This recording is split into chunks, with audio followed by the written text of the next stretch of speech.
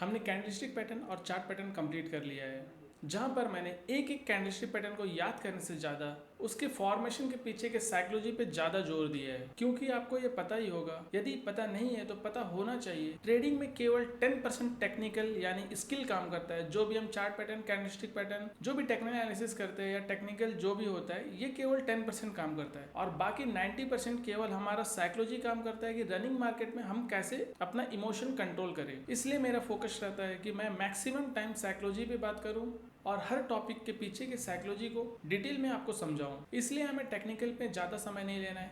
यदि आप बिगनर है तो एक महीना बहुत लंबा समय है टेक्निकल मार्केट में सीखने के लिए। Chart pattern, candlestick pattern, support, resistance, ये सब सीखने के लिए एक महीना बहुत ज़्यादा समय है। आप जितना जल्दी हो सके ट्रेडिंग का टेक्निकल कंप्लीट करिए, क्योंकि साइकोलॉजी समझने में और सीखने में थोड़ा लंबा समय लगने वाला है। तो जो चीज़ ईजी है उसे जितना जल्दी सीख ले तो हमारा ही समय बचेगा, क्योंकि साइकोलॉजी सीखने में 6 महीने, 1 साल, 2 साल, कभी कभी 5 साल तक का भी समय लग जाता है। तो जितना जल्दी हम अपना साइकोलॉजी स्ट्रांग कर लेंगे ट्रेडिंग में, उतना जल्दी हम प्रॉफिटेबल ट्रेडर बन सकते हैं। तो चलिए आज के हमारे टॉपिक में आते हैं, सपोर्ट एंड रेसिस्टेंस। मैं आपको सपोर्ट और रेसिस्टेंस समझाने के लिए दो एग्जांपल दूंगा, जिससे आप बंदरों की तरह लाइन ड्रॉ करना छोड़कर उसके पीछे के साइकोलॉजी को समझ पाएंगे। देखिए, सपोर्ट एंड रेसिस्टेंस को समझने का सबसे इजीएस्ट एग्जांपल रूफ और फ्लोर का एग्जांपल है। इस पे जो रूफ होगा ये हमारे घर का छत है, इसको हम छत मान के चलते हैं। ये हमारे घर का छत है, ये रेसिस्टेंस की तरह काम करता है। और ये है हमारे घर का जमीन, फ्लोर है, जो अगर सपोर्ट की तरह काम करेगा। मान लीजिए प्राइस चल गया, यहाँ से ओपन हुआ ऐसे, ये हमारे घर के छत पे टकराने के बाद वो फिर से नीचे गिरता है और नीचे गिर के पहुंचता है फिर से हमारे घर के फ्लोर तक। अब फ्लोर पे जब भी पहुंचता है उसके बाद फिर से बाउंस बैक होता है और ऊपर जाता है और फिर से हमारे छत से टकराता है। तो प्राइस ऐसे ही करके चलता रहता है, बहुत टाइम ऐसे स्पेंड करता है। तो जब भी प्राइस इस सपोर्ट एरिया पे जब भी पहुंचे और यहाँ पर कोई स्ट्रॉन्ग बुलिश कैंडल में देखने को मिले, तो यहाँ पर हम वही का प्लान बना सकते हैं जब जब सपोर्ट एरिया पे प्राइस आएगा। और वैसे ही जब जब रेसिस्टेंस एरिया पे कोई बेरिश कैंडलस्टिक पैटर्न हमें देखने को मिलता है, तो यहाँ पर हम अपना सेल पोजीशन बना सकते हैं जब भी रेसिस्टेंस एरिया पे पहुंचेगा। पर जितना आसान मैंने बताया, इतना आसान से तो मार्केट में पैसे कमाने देगा नहीं। तो इसका दूसरा कॉन्सेप्ट भी समझ लेते हैं, जहाँ पर रेसिस्टेंस सपोर्ट बनता है और सपोर्ट आकर रेसिस्टेंस बनता है। चलिए चलते हैं। देखिए, सपोर्ट एंड रेसिस्टेंस को समझने का ये एडवांस कॉन्सेप्ट है, इस पर भी थोड़ा ध्यान दीजिए। अगर ये सीख गए तो आपको सपोर्ट एंड रेसिस्टेंस ड्रॉ करना बहुत इजी हो जाएगा। और जहां तक मैंने देखा है, इंडियन मार्केट में ये बहुत अच्छे से काम करता है। इवन ही क्रिप्टो मार्केट में भी बहुत अच्छे से काम करता है, क्योंकि chart pattern, candlestick pattern, support, resistance ये सारी मार्केट में काम करता है। ये देखिए, मैंने यहाँ पे फ्लोर बना के रखा हुआ है, जैसे बिल्डिंग होता है। ये ग्राउंड फ्लोर हो गया हमारा, ये फर्स्ट फ्लोर हो गया हमारा, ये सेकंड फ्लोर हो गया हमारा, ये थर्ड फ्लोर हो गया हमारा, ये फोर्थ फ्लोर हो गया हमारा। अभी ये फर्स्ट फ्लोर है, तो इसका ये हो गया ग्राउंड, ये फ्लोर है, और ये उसका रूफ है, ये फ्लोर है, मतलब ये सपोर्ट है और ये रेसिस्टेंस है। और फर्स्ट फ्लोर का ये फ्लोर है, ये लाइन, और ये लाइन रेसिस्टेंस है। वैसे ही सेम थर्ड फ्लोर का ये सपोर्ट है, ये रेसिस्टेंस, सॉरी सेकंड फ्लोर का, थर्ड फ्लोर का ये सपोर्ट है, ये रेसिस्टेंस, फोर्थ फ्लोर का ये सपोर्ट है, ये रेसिस्टेंस। तो चलिए, प्राइस के मूवमेंट से इसका क्या ताल्लुक है ये समझते हैं। चलिए, पहले मैं एक प्राइस डिफाइन कर देता हूँ। यहाँ पे मान लीजिए 50 रुपीज है, ये 100 है, ये 150 है, ये 200 है, ये 250 है, ये 300 है। अब प्राइस आकर ग्राउंड फ्लोर पे था, मतलब 50 से 100 के बीच में था, तो ऐसे ही चल रहा है यहाँ पे। पर जैसे ही ये 100 का लेवल ब्रेक करेगा और ऊपर जाएगा, तो फर्स्ट फ्लोर जो है हमारा, उसके छत से टकराएगा, और छत से टकराने के बाद वो गिरेगा। और वो जब दोबारा गिरेगा, तो ये जो फर्स्ट फ्लोर का जो ये रेसिस्टेंस था, यहाँ पर ये रेसिस्टेंस की तरह काम कर रहा था, यहाँ पे ये सपोर्ट की तरह काम करेगा, क्योंकि ये फर्स्ट फ्लोर का फ्लोर है, ये मतलब जमीन है ये। और जब प्राइस फर्स्ट फ्लोर से टाइम स्पेंड करने के बाद जब वो ऊपर जाएगा, जब मतलब फर्स्ट फ्लोर का रेसिस्टेंस ब्रेक करेगा, उसके बाद ये लेवल रेसिस्टेंस बन जाएगा। सेकंड फ्लोर पे ये छत से टकराएगा और गिरेगा जमीन पर, तो ये जो जमीन पे गिरेगा ये बन जाएगा हमारा सपोर्ट। ये पहले रेसिस्टेंस था, देखिए फर्स्ट फ्लोर का ये रेसिस्टेंस था, वो अभी सपोर्ट बन गया। आपके सपोर्ट से जब ऊपर जाएगा तब उसके बाद थर्ड फ्लोर के छत से टकराएगा और उसके बाद नीचे जाएगा, तो ये थर्ड फ्लोर का जो जमीन सेकंड फ्लोर का रेसिस्टेंस था वो सपोर्ट बन जाएगा। होप आपको ये चीज समझ में आ रहा होगा। प्राइस जब ऊपर जाता है, ये रेसिस्टेंस था, उसके बाद दोबारा ऊपर, उससे ऊपर जाता है, ब्रेक करने पर जो रेसिस्टेंस ब्रेक हो जाता है उसके बाद वो नीचे सपोर्ट की तरह काम करेगा, ये सपोर्ट बन जाएगा और जो रेसिस्टेंस ग्राउंड फ्लोर पे था वो शिफ्ट होके रेसिस्टेंस यहाँ पे चले जाएगा। वैसे ही प्राइस जब नीचे आ रहा होगा, प्राइस मान लीजिए प्राइस यहाँ पे था, प्राइस नीचे आ रहा है, ये सपोर्ट एरिया है और ये रेसिस्टेंस है। और एक बार सपोर्ट एरिया ब्रेक हो जाता है और दूसरी फ्लोर में सपोर्ट लेता है जब भी, तो जब ऊपर जाएगा तो ये रेसिस्टेंस बन जाएगा। जो सपोर्ट एरिया जो था वो रेसिस्टेंस बन जाएगा, फिर वहां से फिर से फॉल होने का चांसेस रहेगा। मैं एक रैंडमली ड्राइंग करता हूँ, प्राइस ऐसे चल रहा है आपको पता चल जाएगा। ये देखिए प्राइस ऐसे निकला, ऐसे गया, फिर अब ब्रेक किया, उसके बाद फिर नीचे आएगा, फिर ऊपर जाएगा, फिर नीचे जाएगा, फिर ऊपर जाएगा, ब्रेक करेगा, फिर नीचे आएगा, फिर नीचे आ गया, फिर ऊपर गया, यहाँ पे टकराया है, फिर नीचे आया, फिर यहाँ पे ऐसे जाए। तो यहाँ पे जो ये सपोर्ट है, ये रेसिस्टेंस है, ये सपोर्ट है, फिर रेसिस्टेंस ब्रेक हो गया यहाँ पे ब्रेक हुआ रेसिस्टेंस, तो हमारा रेसिस्टेंस शिफ्ट हो गया नेक्स्ट फ्लोर पे, तो ये हमारा रेसिस्टेंस हो गया। फिर जब दोबारा प्राइस नीचे गिरा तो ये हमारा सपोर्ट हो गया, ये सपोर्ट हो गया, ये रेसिस्टेंस हो गया, ये फिर से सपोर्ट की तरह काम कर रहा है क्योंकि ये फर्स्ट फ्लोर पे पहुंच गया ना, तो सपोर्ट की तरह काम करे। फिर यहाँ रेसिस्टेंस ब्रेक हुआ, फिर यहाँ पे रेसिस्टेंस लिया, जब रेसिस्टेंस यहाँ पे लिए जो नीचे फॉल करेगा, जो रेसिस्टेंस था ये सपोर्ट बन जाएगा और ये सपोर्ट भी ब्रेक किया तो नेक्स्ट सपोर्ट होगा, हमारा नेक्स्ट लेवल फर्स्ट फ्लोर का सपोर्ट था, ये सपोर्ट बन जाएगा। फिर ऊपर जाएगा जो सपोर्ट था वो रेसिस्टेंस बन जाएगा। बस प्राइस ऐसे ही काम करता है। कोब आपको एग्जांपल काफी अच्छे से समझ में आ गया होगा। यदि आपको ये समझ में नहीं आया तो कमेंट कर सकते हैं, मैं दूसरे वीडियो में और डिटेल में समझाने की कोशिश करूंगा। मैं प्राइस ऐसे ही कैसे मूव करता है वो रियल चार्ट में भी वीडियो के एंड में दे दूंगा, जिससे आपको ये कॉन्सेप्ट और भी क्लियर हो जाएगा। बस इतना ही होता है सपोर्ट एंड रेसिस्टेंस, इसमें ज्यादा कुछ दिमाग लगाने की जरूरत नहीं है, बस हमें ड्राइंग करना अच्छे से आना चाहिए, हमें लाइन अच्छे से बनाना आना चाहिए, बस और कुछ भी नहीं। चलिए अब हम थोड़ा सपोर्ट एंड रेसिस्टेंस का साइकोलॉजी सेट समझ लेते हैं। देखिए यहाँ पर मैंने प्राइस को मार्क किया है, ये आके टोटल प्राइस है, एक शेयर का प्राइस है, और ये आके ईयर है, कौन से साल में कैसा परफॉर्मेंस है कंपनी का। देखिए यहाँ से प्राइस चल के आया ये 40 रुपीज़ के आसपास पे, मान लीजिए 40 रुपीज़ के आसपास में कोई न्यू बायर यहाँ पे बाई किया, वो जब प्राइस ऊपर गया 80 रुपीज़ पे, अब वो 40 रुपीज़ पे बाई किया था, प्राइस 80 रुपीज़ चला गया, तो उसको 40 रुपीज़ का प्रॉफिट हो रहा है, तो वो क्या करेगा, मुझे 40 रुपीज़ का प्रॉफिट चल रहा है, मैं निकल जाता हूँ। अभी जो बायर बहुत ज़्यादा क्वांटिटी के साथ अगर बाई करके बैठा होगा और इस लेवल पे उसका 40 रुपीज़ का प्रॉफिट देखकर वो यहाँ पे बुक करेगा, तो प्राइस थोड़ा नीचे आएगा, और जब प्राइस नीचे आएगा तो जो भी 40 रुपीज़ के लेवल में बाई करे होंगे, इस आसपास में बाई करे होंगे, उन लोग क्या सोचेंगे, अब प्राइस और नीचे आ सकता है, तो इसलिए यहाँ पर वो कंटिन्यू सेल करेंगे, क्योंकि ऑलरेडी ये प्रॉफिट में है तो सेल कर देंगे यहाँ पे। फिर जैसे प्राइस नीचे आएगा 40 रुपीज़ पे, फिर से न्यू बायर आएंगे, यहाँ पर फिर से न्यू बायर का एंट्री होगा, वो यहाँ पर बाई करने लगेंगे, और फिर जब फिर से 80 रुपीज़ के आसपास प्राइस पहुँचेगा, अपना 40 रुपीज़ का प्रॉफिट देख के वो यहाँ पर बुक कर लेंगे। फिर जब प्राइस फिर से इस लेवल पर आएगा, फिर से न्यू बायर आएंगे। यहाँ पर बायर्स का थॉट प्रोसेस क्या रहता है कि 40 रुपीज़ आकर बहुत स्ट्रॉन्ग लेवल है, ये जो 40 रुपीज़ का प्राइस है ये बहुत स्ट्रॉन्ग लेवल है, यहाँ पर जब भी प्राइस आएगा यहाँ से ऊपर जाएगा, क्योंकि ये बहुत स्ट्रॉन्ग सपोर्ट है।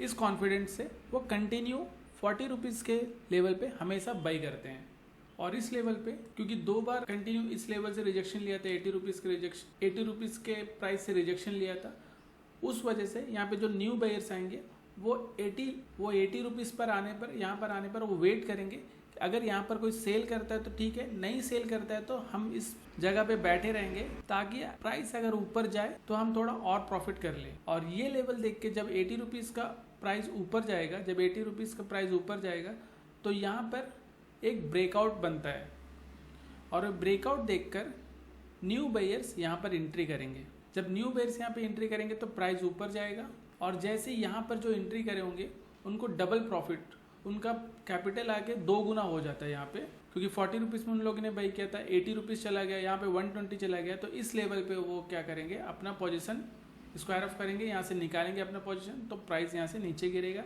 और 80 रुपीज़ पे जो बाई करके रखे होंगे उनको भी अपना 40 रुपीज़ का प्रॉफिट चल रहा होगा, क्योंकि 120 पे प्राइस चला गया, देखिए 120 पे चला गया, यहाँ पे 80 रुपीज़ पे बाई किया था, तो उनको भी 40 रुपीज़ का प्रॉफिट हो रहा होगा, तो वो भी अपना 40 रुपीज़ का प्रॉफिट लेके निकल जाएंगे। पर जब प्राइस फिर से नीचे आएगा तो यहाँ पर आने का चांसेस बहुत कम होगा, क्योंकि यहाँ पर ब्रेकआउट ऑलरेडी दे चुका है। इस लेवल पे 80 रुपीज़ पे ऑलरेडी ब्रेकआउट दे चुका था प्राइस, तो फिर से यहाँ नीचे आने के चांसेस कम है। यहाँ से ही सपोर्ट ले सकता है प्राइस। ये देखकर यहाँ पे न्यू बायर जो आएंगे यहाँ पर से ही इस बार 80 रुपीज़ से ही बाई करना चालू कर देंगे, और 80 रुपीज़ से बाई करेंगे, और इनको जब अपना कैपिटल का 50% के आसपास प्रॉफिट होता है तो निकल जाएंगे। ये मैं ऐसे ही अनुमान में एक बना के रखा हूँ आप लोगों को सपोर्ट एंड रेजिस्टेंस के पीछे के साइकोलॉजी समझाने के लिए। यहाँ पर जरूरी नहीं है कि ये 40 रुपीज़ पर ही निकले, यहाँ पर 40 रुपीज़ पे निकले, यहाँ पर 80 रुपीज़ पे निकले, ये जरूरी नहीं है।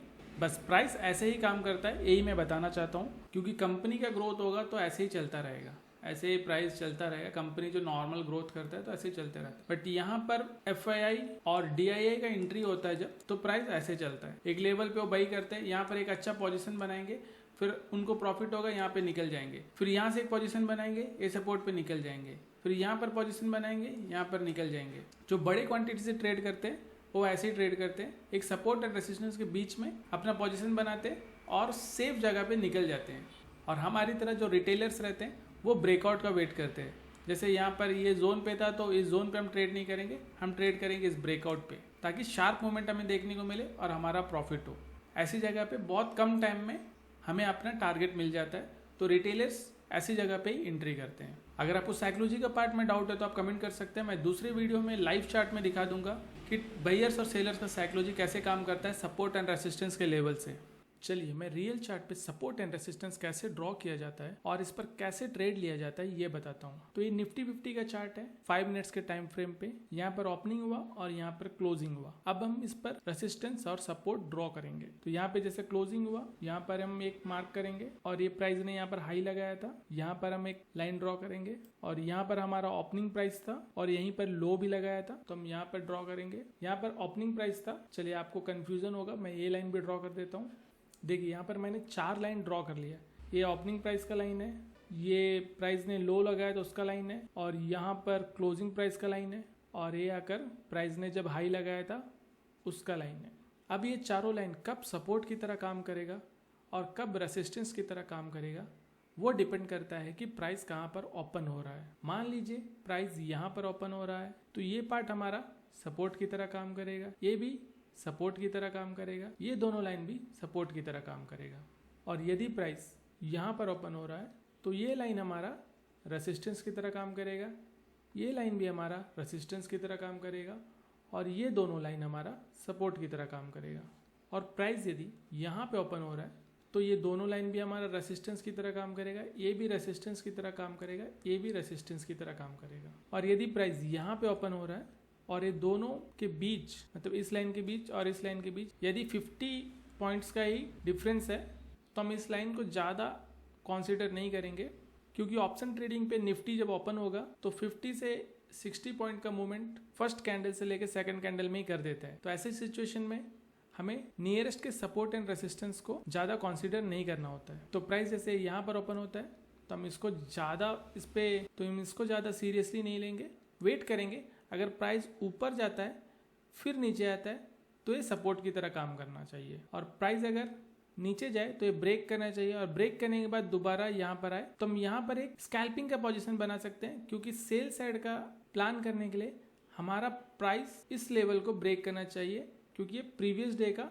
स्ट्रॉन्ग सपोर्ट था। तो इस लेवल को ब्रेक करना चाहिए। जब ये लेवल ब्रेक करके अप साइड पे जाए तो यहाँ पर जो रीटेस्ट होगा तो रीटेस्ट के बाद हम एंट्री कर सकते हैं। तो चलिए देखते हैं मार्केट कहाँ पर ओपन होता है। ये मैं गो चार्टिंग सॉफ्टवेयर यूज कर रहा हूँ, इस पर हम कोई भी स्टॉक या इंडेक्स का प्रैक्टिस के लिए यूज कर सकते हैं। तो चलिए देखते हैं अब प्राइस कहाँ पर ओपन होता है।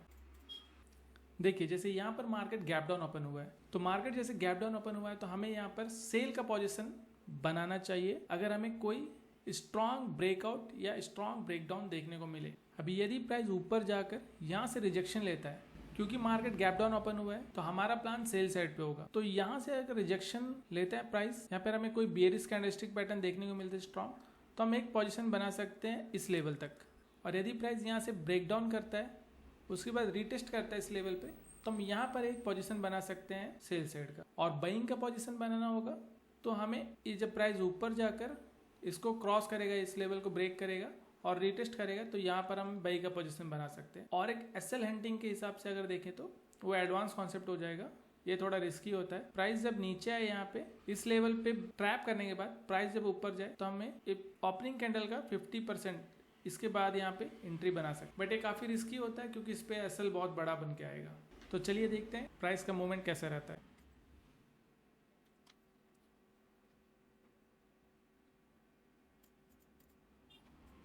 देखिए आज मार्केट ने हमें कहीं एंट्री नहीं दिया, आज मार्केट ऑलमोस्ट साइडवेज रह गया। तो हमें कल के लिए कौन सा इंपॉर्टेंट लेवल बन के आया यहाँ पे, कल के लिए देखिए हमारा लो लेवल था जो प्रीवियस डे का लो था वो सेम है, और हाई जो प्राइस बनाया यहाँ पर हम मार्क करेंगे, और एक क्लोजिंग था यहाँ पर हम एक मार्क करेंगे। अब नेक्स्ट डे प्राइस कहाँ पर ओपन होता है उसके हिसाब से हम प्लान बनाएंगे, हमें बाइंग के साइड पे जाना है या सेलिंग के साइड पे। तो चलिए देखते हैं। देखिए प्राइस पॉजिटिव ओपन हुआ है, तब यहाँ पर हम ट्रेड कैसे प्लान करेंगे, एक तो यहाँ पर ऊपर जब ब्रेक करे उसके बाद रिटेस्ट होगा तो यहाँ पर हम एक एंट्री प्लान कर सकते हैं, या तो फिर नीचे जाके यहाँ पर प्रीवियस डे की क्लोजिंग के वहाँ सपोर्ट ले तब हम एक अपना बाई साइड पे एंट्री प्लान कर सकते हैं। क्योंकि मार्केट गैप अप ओपन हुआ है तो हम मैक्सिमम ट्राई करेंगे बाई साइड का, और सेल साइड का कब प्लान करेंगे, जब प्राइस नीचे आए इस लेवल को ब्रेक करे, इस लेवल को ब्रेक करे दोबारा रिटेस्ट करे तो यहाँ पर हम अपना एंट्री प्लान करेंगे।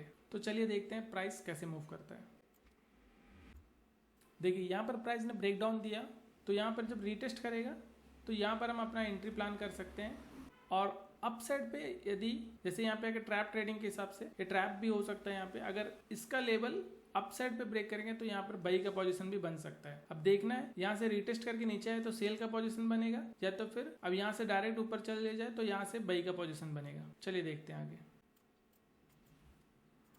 देखिए हमारे सपोर्ट पे यहाँ पे बराबर मार्केट ने रिटेस्ट किया और एक स्ट्रॉन्ग बेयरिश कैंडलस्टिक पैटर्न देखने को मिला हमें। उसके बाद मार्केट ने फॉल किया तो यहाँ पर हमारा एंट्री बनता और यहाँ पर हमारा एसएल होता। देखिए यहाँ पर बराबर हमें 1:2 का टारगेट मिला।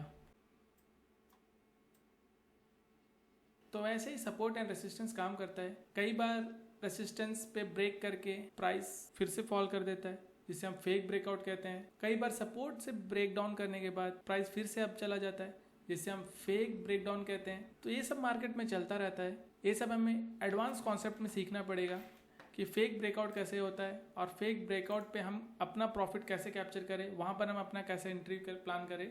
ये सब हमें एडवांस कॉन्सेप्ट में सीखना होगा। लेकिन ऐसा नहीं है कि बेसिक कॉन्सेप्ट काम नहीं करता है। मार्केट में सपोर्ट एंड रेसिस्टेंस बहुत अच्छी तरीके से काम करता है। 10 दिन में 5 दिन काम करेगा, 5 दिन नहीं करेगा। शेयर मार्केट का यही रूल्स है। कोई भी सेटअप, कोई भी स्ट्रेटेजी सारे दिन काम नहीं करता है। तो हमें अपना रिस्क रिवॉर्ड और मनी मैनेजमेंट ये सब अपने कंट्रोल में रख के ही काम करना होता है। कभी भी हमारा सारा कैपिटल एक ट्रेड में या एक महीने के ट्रेड में कभी इस्तेमाल नहीं करना चाहिए, क्योंकि कोई भी स्ट्रेटेजी 100% कभी वर्क नहीं करता। तो चलिए इसी के साथ आज का वीडियो हम यहीं पे एंड करते हैं। आपको कुछ भी डाउट हो आप कमेंट कर सकते हैं, और आपको नेक्स्ट वीडियो कौन से टॉपिक में चाहिए वो भी आप कमेंट में बोल सकते हैं, और मैं तो अपना सीक्वेंसली वीडियो लेकर आता रहूँगा। तो मिलते हैं नेक्स्ट वीडियो में। लास्ट तक इस वीडियो में बने रहने के लिए धन्यवाद।